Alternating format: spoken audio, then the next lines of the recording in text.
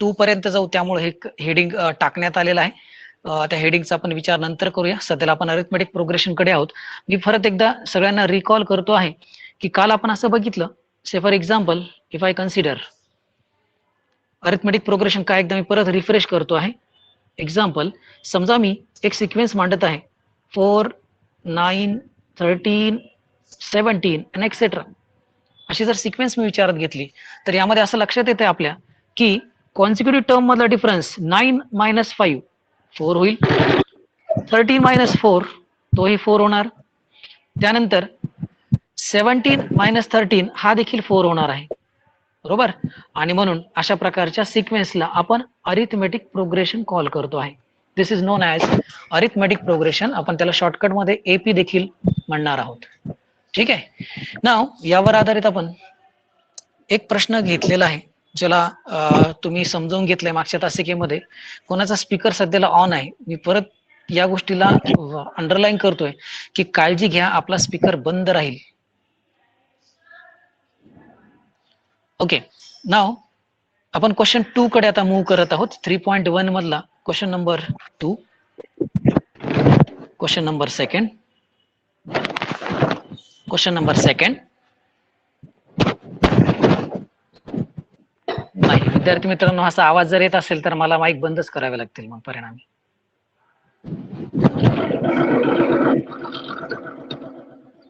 One मधले राहिले होते ना.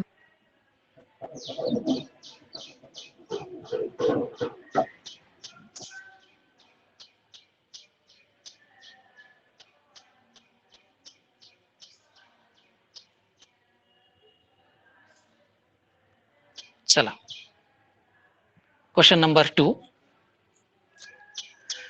सगळ्यांनी लिहायचं आहे. Right and arithmetic progression whose first term a and d is given. Right an AP, write an arithmetic progression whose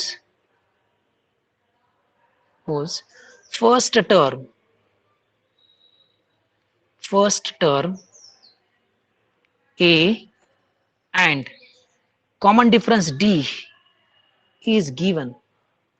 आपल्याला फर्स्ट टर्म आणि कॉमन डिफरन्स दिलेला असताना आपल्याला अरिथमेटिक प्रोग्रेशन या ठिकाणी मांडायची आहे. ठीक आहे. आता कोणती पहिली जोडी दिली त्या ठिकाणी घेऊया. First A equal to 10 along with D equal to 5. A equal to 10 and D equal to 5 ही आपल्याला अरिथमेटिक प्रोग्रेशन तयार करण्यासाठी दिलेल्या दोन टर्म्स आहेत. Now this is very simple example. See how to write the answer of such a kind of example. First of all, we will write the given terms in answer. Answer मध्ये आपण given terms मांडूया. Given A equal to 10 and D equal to 5. A equal to 10 and D equal to 5 हे आपल्याला दिले गेलेलं आहे. आता विद्यार्थी मित्रांनो, अरिथमेटिक प्रोग्रेशन लिहायची म्हणजे आपण अरिथमेटिक प्रोग्रेशनचे पहिले 4 टर्म्स या ठिकाणी मेन्शन करणार आहोत. ठीक आहे. पहिली टर्म आपण T1 ने डिनोट करतो आहे. T1 and is nothing but it is equal with small a. T1 हा कोणाच्या बरोबर असतो? A च्या बरोबरीमध्ये असतो आणि त्याची किंमत या ठिकाणी आहे 10, जी ऑलरेडी दिली गेलेली आहे. पहिली टर्म दिलेली आहे. ठीक आहे. त्यानंतर T2 सेकंड टर्म जर काढायची असेल आपल्याला तर T1 मध्ये प्रिव्हियस टर्म मध्ये आपण कॉन्स्टंट मिळवणार आहोत. That is we have to add 5. That means T2 is nothing but T1 मध्ये आपल्याला एक D कॉमन डिफरन्स हा ऍड करायचा आहे. T1 प्लस D यानं आपल्याला याचं उत्तर मिळणार आहे. ठीक आहे. सो T1 ची व्हॅल्यू आहे 10 प्लस D ची व्हॅल्यू आहे 5. 10 plus 5 it will be equal with 15. 10 plus 5 it will be equal with 15. ठीक आहे. हे झालं T2 ची व्हॅल्यू. त्यानंतर आपण थर्ड टर्म कडे जाऊया. T3 हा T3 काढण्यासाठी परत एकदा मी प्रिव्हियस टर्म मध्ये म्हणजे T2 मध्ये कॉमन डिफरन्स D ऍड करणार आहे. T2 plus D. ठीक आहे. T2 ची व्हॅल्यू आहे आत्ताच काढली आपण 15, ज्यामध्ये कॉमन डिफरन्स 5 ऍड करायचा आहे and which is nothing but very simple 20. आणि लास्ट शेवटची टर्म या ठिकाणी घेऊया. T4 हा काढायचा असेल तर प्रिव्हियस टर्म मध्ये म्हणजे T3 मध्ये आपण कॉमन डिफरन्स हा ऍड करणार आहोत.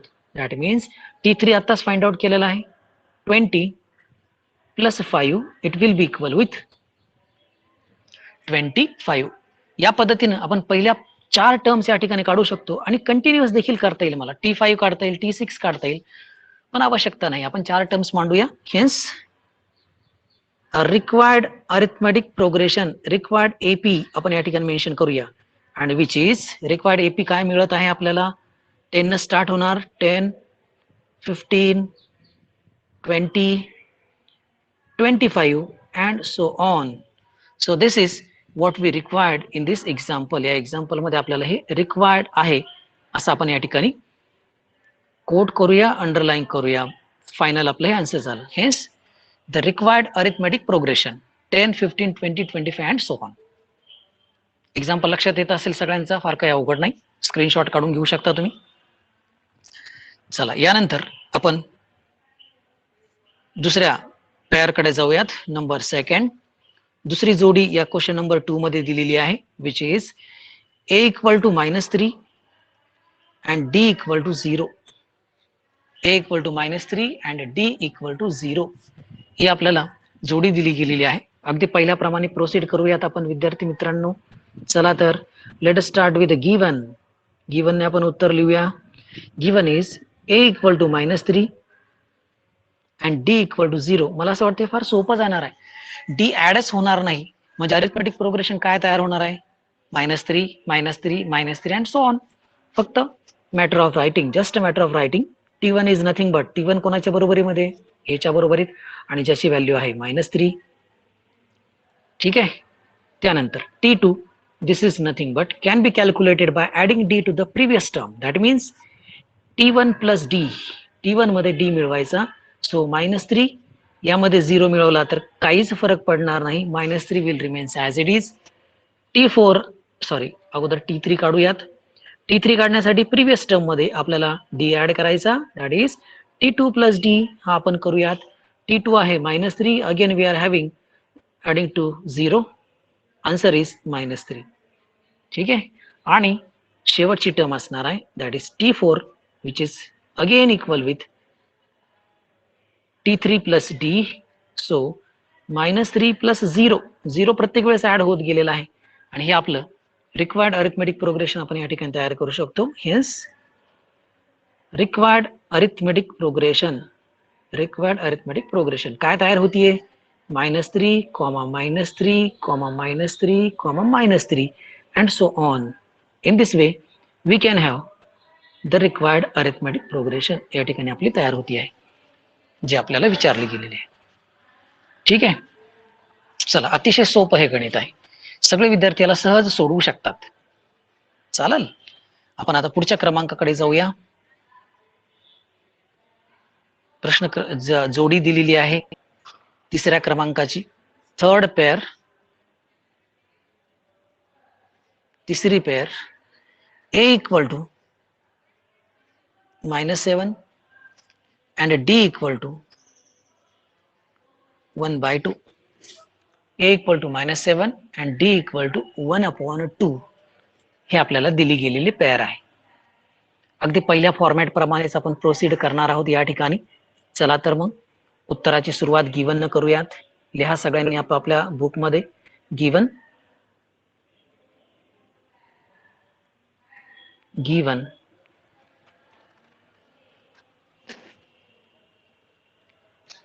a equal to -7 and d equal to 1/2. आता या 1/2 लाच आपण डेसिमल मध्ये जर कन्वर्ट केलं विद्यार्थी मित्रांनो, तर ते होणार आहे 0.5. 1/2 म्हणजेच हाफ. हाफलाच कसं लिहिणार आपण? 1/0.5 हे लिहू शकतो आपण. ठीक आहे. आणि म्हणून आपल्या पहिल्या प्रक्रियेप्रमाणे T1 म्हणजेच a असतो, आणि ज्याची किंमत आहे -7, जी ऑलरेडी दिली गेलेली आहे.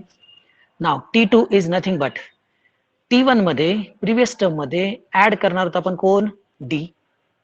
ठीक. T1 म्हणजेच आहे -7. -7 मध्ये आपण 0.5 हे ऍड करणार आहोत. -7 प्लस 0.5. ठीक. आता एक संख्या प्लस आहे, एक संख्या मायनस आहे. एक संख्या प्लस आणि एक संख्या मायनस असेल तर विद्यार्थी मित्रांनो आपल्याला दोघांचा डिफरन्स काढायचा असतो आणि डिफरन्सला मोठ्या संख्येचे चिन्ह द्यायचं असतं. म्हणजेच या ठिकाणी काय होते बघा, -7 हा पॉझिटिव्ह निगेटिव्ह आहे आणि 0.5 हा पॉझिटिव्ह आहे. दोघांचा डिफरन्स 7 आणि 50 पैसे याचा डिफरन्स येतोय 6.5 6.5 आणि मोठी संख्या आहे -7 त्यामुळे उत्तर आपलं येणार आहे -6.5. ठीक आहे. त्यानंतर T3 कडे आपण जाऊया. T3 can be calculated by adding D to the previous term, that is T2. T2 plus D. T2 आपण आत्ताच काढला 6.5, ज्यामध्ये आपण 0.5 ऍड करणार आहोत. -6.5 इथं देखील तीच परिस्थिती आहे. 6.5 आणि 50 पैशाचा फरक हा 6 रुपये येईल आणि मोठी संख्या ही -6.5 आहे, त्यामुळे आपला आन्सर येणार आहे मायनस. ठीक आहे. आणि त्यानंतर शेवटची term T4 which is nothing but T3 मध्ये प्रिव्हियस टर्म मध्ये आपल्याला D ऍड करायचा आहे. T3 ची व्हॅल्यू आताच काढली आहे -6, त्यामध्ये 0.5 आपल्याला ऍड करायचे. इथं देखील सेम परिस्थिती आहे.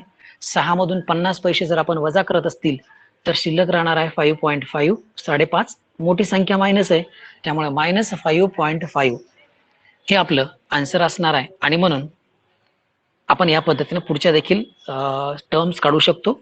Hence required arithmetic progression -7 -7 -6.5 -6 -5.5 and so on.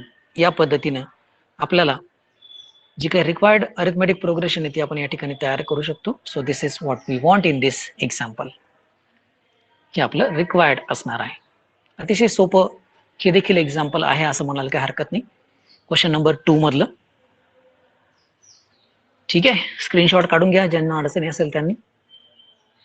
परत पुढे जाऊया आपण पुढच्या पेअरकडे. आपण या क्वेश्चन नंबर 2 मधली ही शेवटची पेअर घेत आहोत. राहिलेले 2 तुम्ही सोडवण्याचा प्रयत्न करायचा आहे. क्वेश्चन नंबर 4 मी या ठिकाणी घेतोय. फोर्थ जोडी या म्हणूयात. A इक्वल टू आहे -1.25 आणि D इक्वल टू असणार आहे 3. A इक्वल टू -1.25 आणि D इक्वल टू आहे 3. ठीक आहे. आपल्या पद्धतीने प्रोसीड करूया. Late us start with the given. What we have given that A equal to -1.25, D equal to 3, D equal to 3. Hence याचा अर्थ असा होतो की T1 म्हणजेच असणार आहे A आणि ज्याची व्हॅल्यू आहे -1.25. एक टर्म दिलेलीच असते. त्यानंतर T2 हा काढायचा असेल तर T1 मध्ये आपल्याला D ऍड करायचा आहे. T1 प्लस D म्हणजेच T1 काय आहे -1.25, ज्यामध्ये D ऍड करायचा +3 आणि म्हणून इथे आपल्याला डिफरन्स मिळतो आहे बघा. 3 रुपयांमधून 1 रुपया 25 पैसे, 1 रुपये 25, 1.25 सव्वा रुपये मायनस करायचं आपल्याला. 3 मधून सव्वा जर गेले तर 1.25 शिल्लक राहतील. 1.75 पॉझिटिव्ह, कारण 3 हे पॉझिटिव्ह आहेत. ठीक आहे. त्यानंतर T3 is equal to T2 मध्ये आपल्याला D ऍड करायचा. T2 मध्ये D ऍड करायचा. T2 ची व्हॅल्यू आहे 1.75, ज्यामध्ये 3 आपण ऍड करणार. 2.25 अधिक 3 5.5 म्हणजेच 4.75 आणि त्यानंतर आपण T4 कडे जाऊया. शेवटची जी टर्म असणार आहे T3 प्लस D. T3 ची किंमत आत्ताच काढली आपण 4.75, ज्यामध्ये आपल्याला 3 ऍड करायचेत म्हणजेच होणार आहे 7.75. या पद्धतीने आपण पुढे प्रक्रिया केली तर आणखी टर्म देखील काढता येऊ शकतात, पण आवश्यकता नाही. Hence required arithmetic progression, required AP जी आपल्याला विचारली गेली होती ती आहे -1.25, 1.75, 4.75, 7.75 and so on. आणि हे आपल्या या प्रश्नाचं उत्तर असणार आहे. ओके, तर आताच म्हटल्याप्रमाणे आपण या प्रश्नाला 4 एक्झाम्पल नंतर थांबूया. 5वं आणि 6वं हे तुमच्यासाठी मी ठेवतोय होमवर्कसाठी. यातलाच क्वेश्चन नंबर पेअर नंबर 6 आणि 7 हे तुमच्यासाठी ठेवेल मी. सगळ्यांनी नोट करून ठेवायचंय. एक्झाम्पल नंबर 6,7 हे तुम्ही HW म्हणून सॉल्व करायचं आहे. 6 आणि 7. ठीक आहे. आता आपण क्वेश्चन नंबर पुढच्या बघूया. क्वेश्चन नंबर 3 जो शेवटचा असणार आहे या प्रॅक्टिस सेट मधला. Question number 3.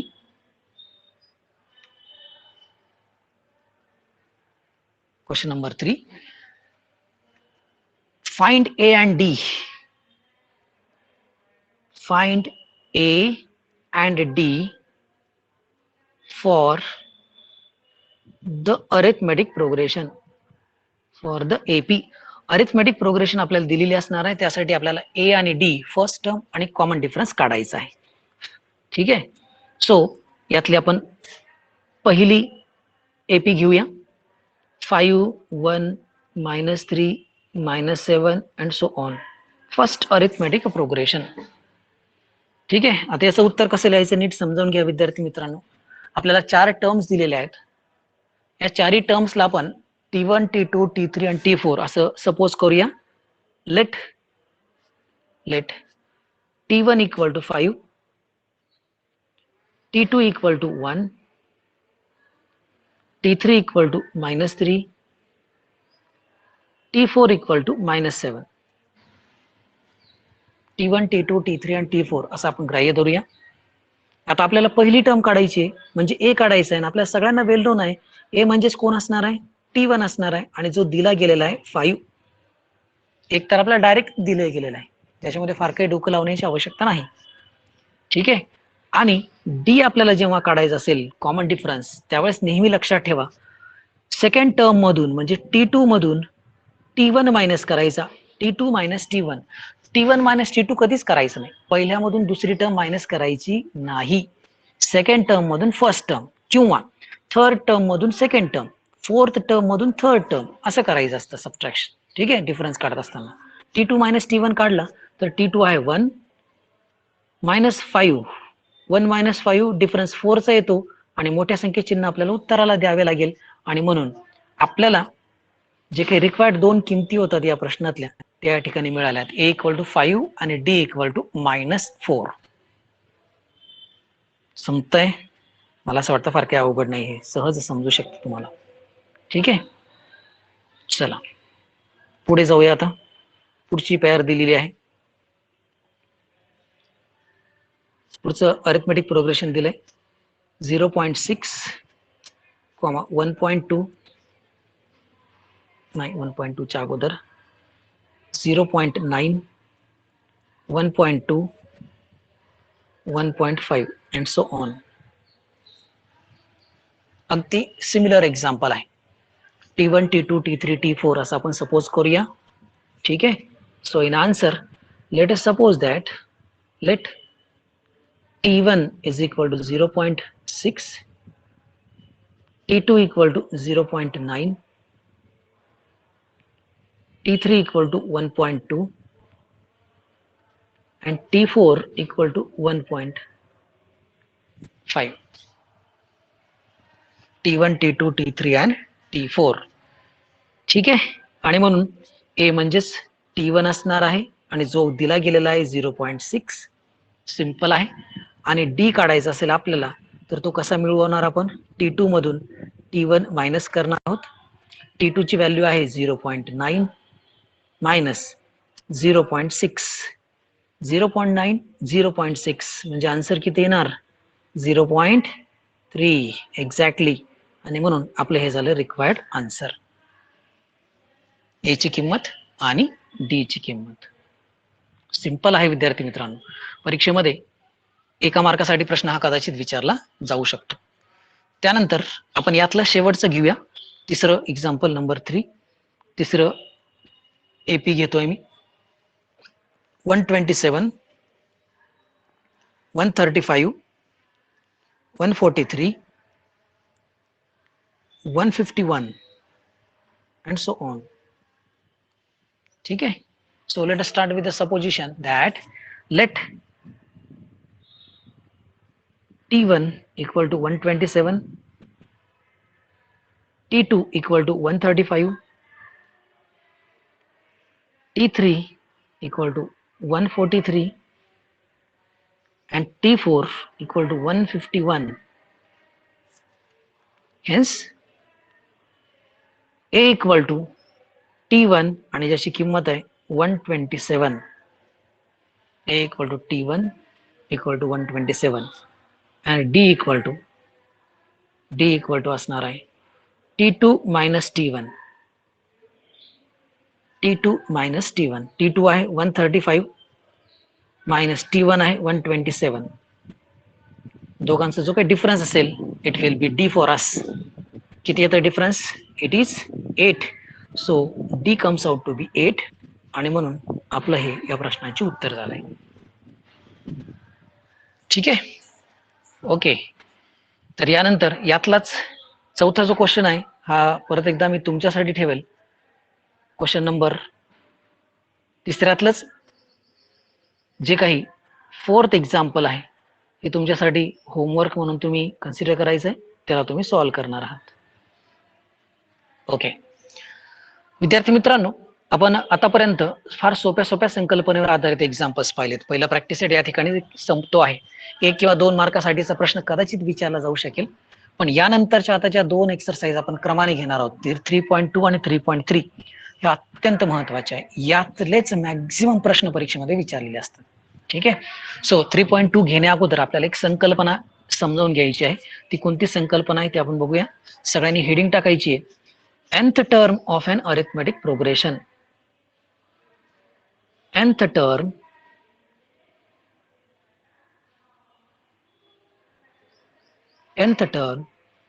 of an arithmetic progression of an AP.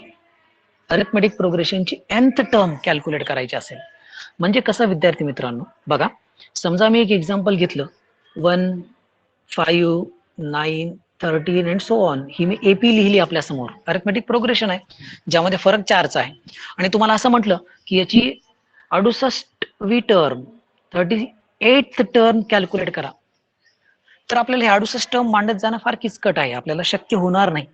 आणि त्यामुळं अशी 68th टर्म म्हणा, 30th टर्म म्हणा, इन जनरल nth टर्म मला काढायची असेल तर मला एक फॉर्म्युला इथं आवश्यक आहे. जो फॉर्म्युला आपण या ठिकाणी आता मेन्शन करणार आहोत, समजावून घेणार आहोत. कसा फॉर्म्युला तयार या ठिकाणी होतो तो देखील सगळ्यांनी बघायचा आहे, लक्ष द्यायचं आहे. बघा, नाव तुम्हाला सर्वांना माहिती आहे की अरिथमेटिक प्रोग्रेशन साठी for an AP we know that for AP सगळ्यांनी लिहायचं देखील आहे. For AP we know that A is first term. A ही काय असते? First term. And D is common difference. D is common difference. D हा common difference असतो आणि अशा परिस्थितीमध्ये तुम्हाला हे वेल नोन आहे की T1 म्हणजे कोण असतो? बघा विद्यार्थी मित्रांनो, A असतो. मान्य आहे सगळ्यांना? ठीक. आता T2 जर काढायचं असेल तर आपण काय करतो? T1 मध्ये D ऍड करतो. पण T1 म्हणजे कोण आहे? A. आणि म्हणून आपण काय लिहू शकतो फॉर्म्युला? A प्लस D आहे की नाही? T2 मध्ये काय मिळायचं आपल्याला? T1 मध्ये D ऍड करायचा. T1 म्हणजे A आहे. त्यानंतर आता T3 ज्यावेळेस आपण काढणार आहोत तो T3 काढत असताना T2 मध्ये आपल्याला D ऍड करायचा. म्हणजे यामध्ये A प्लस D मध्ये आपल्याला आणखी एक D ऍड करायचा. A प्लस D मध्ये आणखी एक D ऍड जर केला तर तो काय होईल? A प्लस D मध्ये D मिळवला म्हणजे 2D होणार.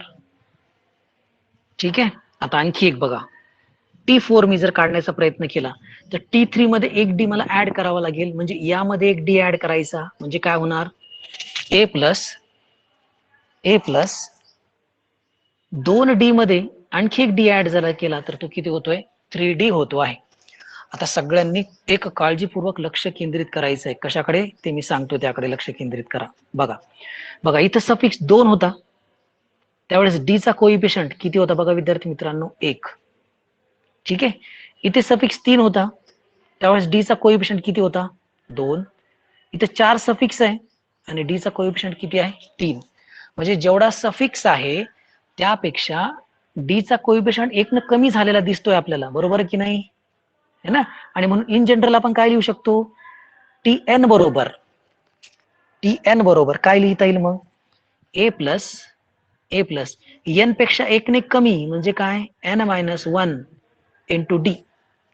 ए प्लस n-1 इंटू डी हा या ठिकाणी फॉर्म्युला तयार होतोय आणि हा अत्यंत महत्वाचा आणि पहिला फॉर्म्युला आहे आपल्या प्रकरणाचा.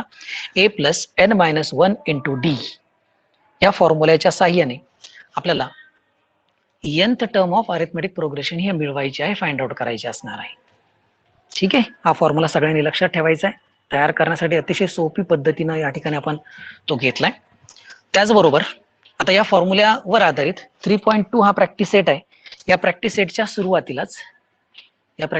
सुरुवातीलाच तुमच्या स्क्रीनवर जसं तुम्ही बघत आहात त्या पद्धतीने 3.2 मध्ये पहिला क्वेश्चन दिलेला आहे, जो ऍक्टिव्हिटी बेस्ड आहे, तो आपण या ठिकाणी फिलअप करूया, पूर्ण करूया.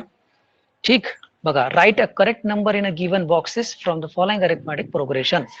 अरिथमेटिक प्रोग्रेशनच्या सहाय्याने आपल्याला बॉक्स कंप्लीट करायचे आहेत. काय अरिथमेटिक प्रोग्रेशन दिली आहे, ए 1, 8, 15, 22. ठीक आहे. यावरून आपण ब्लँक स्पेसेस भरूयात. Here a is nothing but, a म्हणजे काय, फर्स्ट टर्म जी दिलेली आहे 1. T1 म्हणजेच कोण असणार आहे, 1 असणार आहे. ठीक आहे. T2 म्हणजे कोण आहे, 8. केअरफुली फिलअप करूया. T3 म्हणजे असणार आहे 15. T3 म्हणजे 15. ठीक आहे. नाव T2 मायनस T1 हा काढायचा आहे आपल्याला. T2 म्हणजे इथे बघा 8 मायनस T1 म्हणजे 1. 8 minus 1 will become 7. 8 minus 1 will become 7. त्यानंतर T3 minus T2. T3 किती आहे, 15. इथं भरूया. 15 minus T2. T2 ची किंमत आहे 8. परत एकदा तो किती मिळतोय, 7. हे दोन्ही 7 आल्यामुळं D ची किंमत किती असणार आहे, 7 असणार आहे. ठीक आहे. चला पुढच्या एक्झाम्पल कडे आपण जाऊयात आता. क्वेश्चन नंबर नेक्स्ट बघा, 3, 6, 9, 12. T1 ची किंमत आहे 3, T2 ची किंमत आहे 6, T3 ची किंमत आहे 9, T4 ची किंमत आहे 12. ठीक आहे. हे आपण फिलअप केलं. त्यानंतर T2 मायनस T1. T2 म्हणजेच काय आहे, इथं 6 मायनस 3 म्हणजे डिफरन्स येतोय 3. T3 minus T2.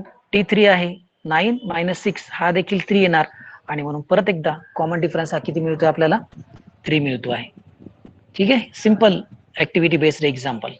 Now again in a third case, T3, T2, T4, T1 या ठिकाणी दिलेले आहेत. हिअर T3 मांडायचं आहे. T3 इथं करेक्शन करूया आपण. T1 आपल्याला घ्यायचं आहे. T1 ची व्हॅल्यू आहे -3, T2 ची व्हॅल्यू आहे -8, T4 ची किंमत आहे -13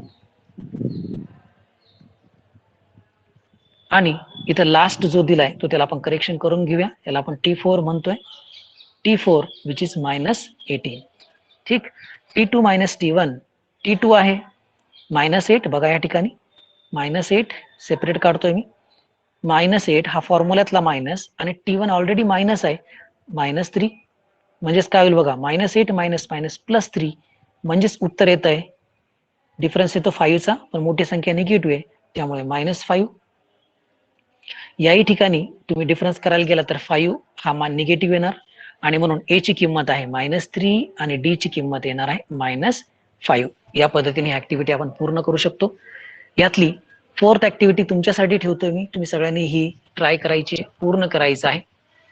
आजच्या तासिकेला विद्यार्थी मित्रांनो आपण अरिथमेटिक प्रोग्रेशन या प्रकरणातलं प्रॅक्टिस सेट 3.1 यातले सगळे एक्झाम्पल्स पाहिले आणि 3.2 ला nth टर्मचा फॉर्म्युला म्हणून आपण पहिल्या एक्झाम्पल कडे गेलेलो आहे. ठीक आहे. मला असं वाटतं आजच्या तासिकेत सगळं विद्यार्थ्यांना सर्व संकल्पना कळाल्या असतील. समजल्यात का संकल्पना? अजय शिकवते कळतंय का, समजलंय का? ओके. हो सर. चांगलं नोट करून ठेवा आपापल्या वहीमध्ये. या तासिकेला आपण थांबूयात. थँक्यू.